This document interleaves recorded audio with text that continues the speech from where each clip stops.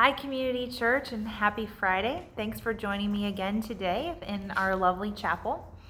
I'd ask, please, for your prayers. Tomorrow morning, bright and early, Pastor Ted and myself and some chaperones are taking our youth and young adults on our mission trip for this year. So we hope to hit the road at 8 a.m. on Saturday, and we'll be back the following Saturday. And we're headed to Pensacola, Florida with Team Effort Missions, and we're looking forward to it. I am praying for our students that this will be a very fruitful time in their lives and a time of growth for them, but I'm also really praying for the people that we will encounter and minister to, that the light of Christ would really shine through us and we'd be able to share Jesus' love with them. So please join me in praying for those things. We would really appreciate it. I am hoping next week to do a live devotion with you with all of our students from Pensacola. So we'll see how that goes. And if it doesn't go well, then there just won't be one next Friday and you'll have to excuse us while we're busy on our trip. But I think that we could make that work. So that's what we have to look forward to. Today for our devotion time, I want to share a story with you about a fig tree. Now, this is a story that has always kind of been difficult for me to understand. It's one of those stories where sometimes you read it and you're like, why was that in there? Like, what does that mean? What does that have to do with anything else? It's a little bit odd. But in my own devotion time and in my study over the last few weeks, I actually learned a couple of things about a fig tree, and I thought it was really interesting. So I wanted to share some of my new insights with you. First, I'd like to read it to you. This is going to be from Matthew chapter 21, verses 18 to 22. However, this story also appears in the Gospel of Mark and the Gospel of Luke, although a little different. Each account is a little bit different. It is not in the Gospel of John, but I wanted to share this with you. This is from Matthew. So it says, early in the morning, as he was on his way back to the city, that's Jerusalem, he was hungry. Seeing a fig tree by the road, he went up to it, but found nothing on it except leaves. Then he said to it, "May you never bear fruit again." Immediately the tree withered. When the disciples saw this, they were amazed. "How did the fig tree wither so quickly?" they asked. Jesus replied, "I tell you the truth. If you have faith and do not doubt, not only can you do what was done to the fig tree, but also you can say to this mountain, 'Go throw yourself into the sea,' and it will be done. If you believe, you will receive whatever you ask for in prayer." It's a very interesting story. So a couple of things that I want to point out. It says early in the morning, this is following, like immediately following the day of his triumphant entry into Jerusalem. He knows that it's dangerous for him to come to Jerusalem. There are some people who are wanting to plot against him and arrest him and kill him. But he makes his triumphant entry into Jerusalem anyway. And of course, we know the story also that he went to the temple and was upset at the money changers and the way that they were taking advantage of the people and really losing sight of what the whole purpose of the temple was, as to give glory and honor to God, not to try to take advantage of the people while they were there to give glory and honor to God. And so Jesus was upset and he overturned the money changers' tables in the temple. And then this story follows right after that. This is like the very next day. And so both of those stories, the Jesus overthrowing the tables and the fig tree, are a little bit out of character for him. Usually we see Jesus doing wonderful miracles. He's feeding people. He's healing people. Everything that he uses his power for is to help people and to promote their cause and to do good things. However, in the temple is the first time we see him angry. The scripture says with righteous anger. He had the right to be angry. It wasn't bad or a sin that he was angry. But we saw him acting in a different way than he previously has been portrayed in the Gospels.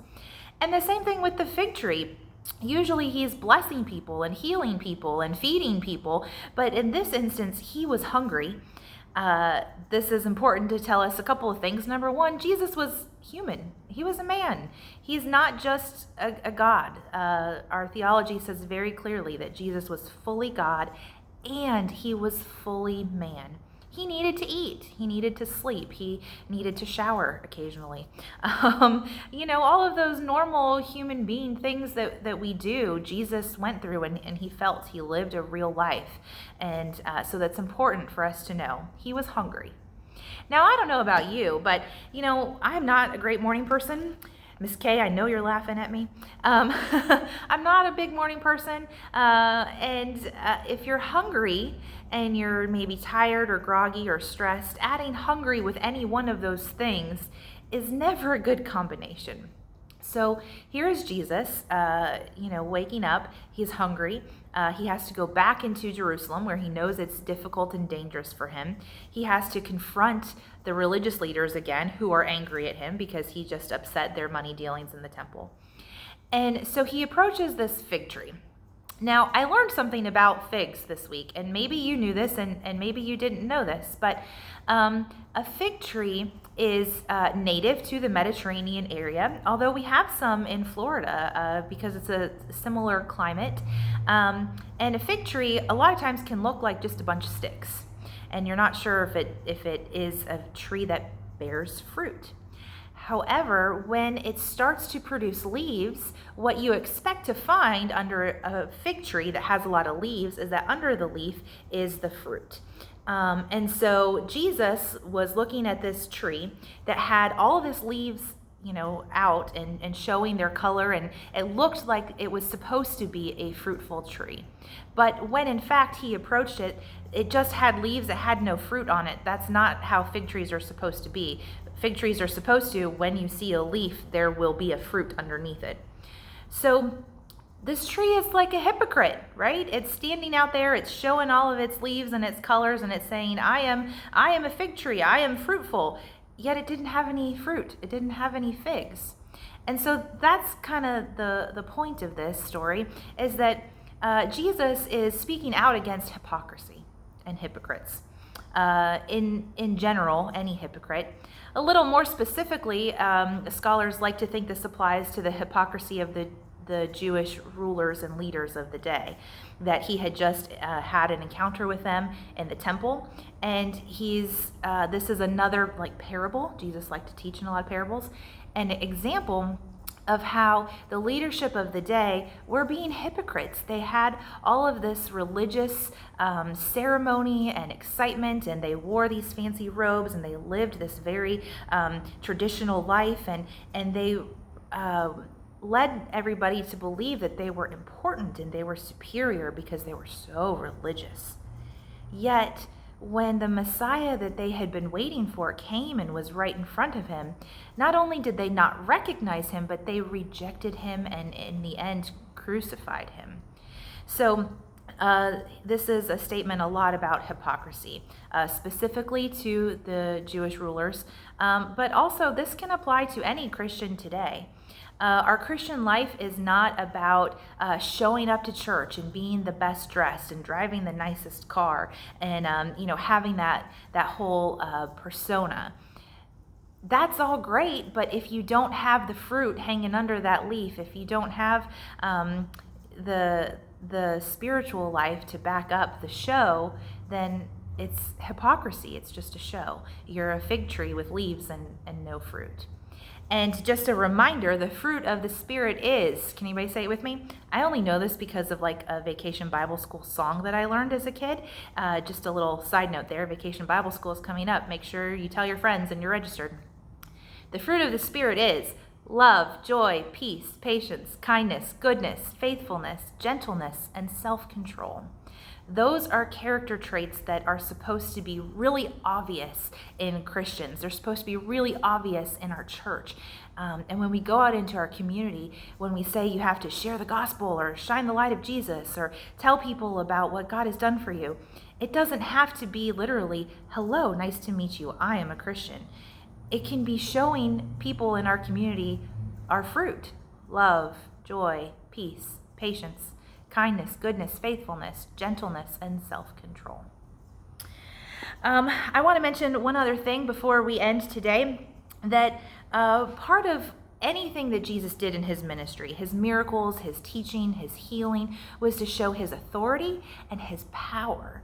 And so most of the time, except in this instance, we see Jesus is healing and his blessing people. This is one of I think the only time that we see him cursing something. And he didn't curse people, he cursed a thing, a fig tree, because it was a hypocrite. It wasn't doing what it was supposed to be doing. It wasn't bearing any fruit, even though it was supposed to have had fruit. And so Jesus shows that in this instance that he doesn't just have the power to heal and to bless, but he has the ultimate power for Judgment Day, for the final judgment. He has the ability to curse, and it's a very powerful curse, and we should be in awe of it like the disciples were, and a little bit, I don't want to say afraid of it, but it should keep us in check, and for us to be able to know and understand that Jesus isn't, just some teddy bear that loves us. Of course he does, but he's also God. He's fully human and he's fully God, and he has the full power and authority to bring judgment at the last day, which is why we need Jesus in our lives for his forgiveness, so that we can avoid that judgment at the last day. So this shows his power to his disciples. They were in awe of him. And, don't you just scratch your head and you go like, these guys, the disciples, have seen Jesus do all of this stuff up till this point. This is like the end of Jesus' ministry. They've seen his healings and his miracles and him walk on water and feed 5,000 people. And yet when he says, curse you, wait, a fig tree, and it withers, they're like shocked. Wow, how do you do that? They should know by now, right? You would think. But probably they say the same thing about us. We should know by now what Jesus is capable of. As humans, sometimes it's hard for that to settle in. But not just that, I want to encourage you, this is kind of the part that I want to end with, is that Jesus then turns to his disciples and says, this power and authority that I have in me to bless things and to curse things, you have the same thing. That you have that ability and that power, that you can ask for things in prayer, and by faith, whatever you ask for in prayer, that you can receive. And so lots of things are happening in this tiny little insert of scripture that I used to kind of just flip over and ignore because I didn't understand why he was mad at the fig tree. But now that I've had some study into it, it makes a lot of sense. It makes a lot of things kind of click together. And so Jesus doesn't want us to be hypocrites, right? We want to bear good fruit. We want to be a fig tree that has fruit. I happen to like figs, by the way. I don't know if you do, but they're very tasty.